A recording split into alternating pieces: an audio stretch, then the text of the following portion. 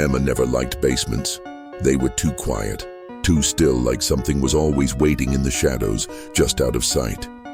She avoided them whenever she could, but tonight, she had no choice. Her phone had slipped from her pocket and tumbled down the basement stairs, its dim glow barely illuminating the cracked concrete below. She hesitated at the top step. It was her grandmother's home, abandoned for years after her passing. Emma had come alone to pack up what little was left. Just a few forgotten relics of a life long gone. It was supposed to be simple.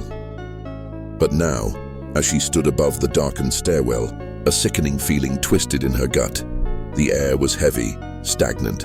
The house had been empty for years, but the basement smelled damp like old wood and mildew, and something else, something faint, something rotting. Emma exhaled sharply. It's just a basement.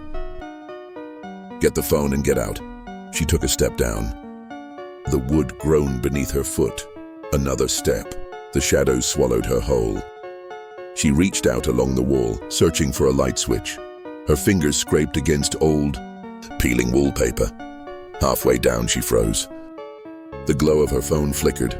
Once, then again, like something was moving in front of it. Her breath caught in her throat. The light was dim, but she swore she saw a shadow, low to the ground, shifting unnaturally in the darkness. For a long, agonizing moment, she didn't move, didn't breathe. Then, ever so slowly, the shape moved. Not a trick of the light, not her imagination. Something was crawling out from beneath the old wooden workbench. Its limbs were thin, too long, moving in a jerky, unnatural way, like a puppet controlled by invisible strings. Its fingers scraped against the floor with a dry, papery sound. Emma's pulse pounded in her ears. Her body screamed at her to run, but she couldn't move. The thing pulled itself further into the light, and its head tilted toward her. There were no eyes, no nose, no features, just a smooth, pale face, stretched too tight like someone had taken skin and wrapped it over a skull that didn't quite fit. And then it spoke, not in words, not in any language she knew. A clicking, wet sound, a whispering static that drilled into her skull, a noise that felt wrong, something inhuman trying to mimic speech. It shuddered, its head twitching as if trying to stand up. That was enough. Emma ran. She bolted up the stairs, taking them two at a time, lungs burning, heart slamming against her ribs. She reached the top, flung herself through the doorway and slammed the door shut. Her hands scrambled for the lock click. Silence. She pressed her back against the door, her breath coming in ragged gasps. Then, a single knock, soft, gentle, right on the other side. And a voice. Her grandmother's voice. Emma, it whispered, so sweet, so familiar. Why are you running? The door handle turned, and the lights in the house went out. The silence that followed was suffocating. Emma's breath came in shallow gasps. She reached for her phone only to remember it was still down there. A lump formed in her throat. The only source of light was gone. The air was thick now, charged with something unnatural, the kind of stillness that listened. Then, from the other side of the door, scraping, slow, deliberate, the sound of nails dragging across wood. Her stomach twisted. The handle rattled again, more forceful this time. And then, bang! The whole door shuddered in its frame. Emma stumbled back, barely fighting back a scream. Another bang, louder this time. The door was old, weak. It wouldn't hold. She spun on her heel, blindly feeling her way through the pitch-dark hallway. She needed a light, a weapon, something. But the moment she took a step, the floor creaked. The scraping stopped, and from behind the door, a slow, rasping inhale.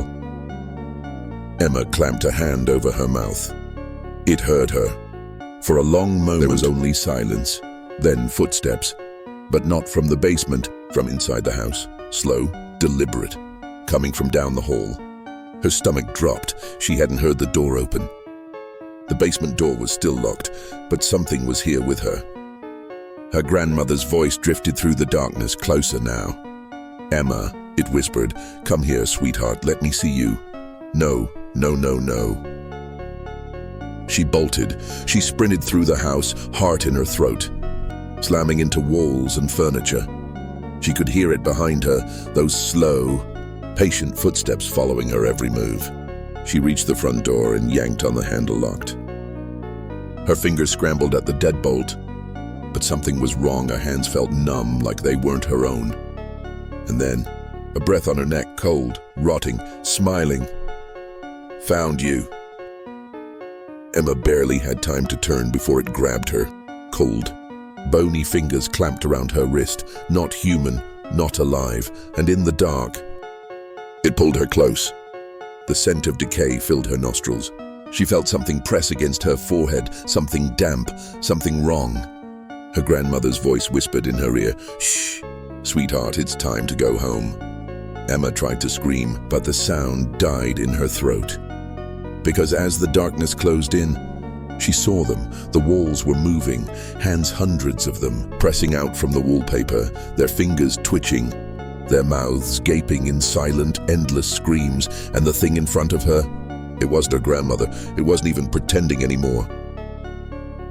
The skin peeled away in wet, writhing layers, revealing something that had been waiting, something that had always been in the basement. And as it opened its mouth, Emma finally understood. She was never meant to leave. She was meant to stay.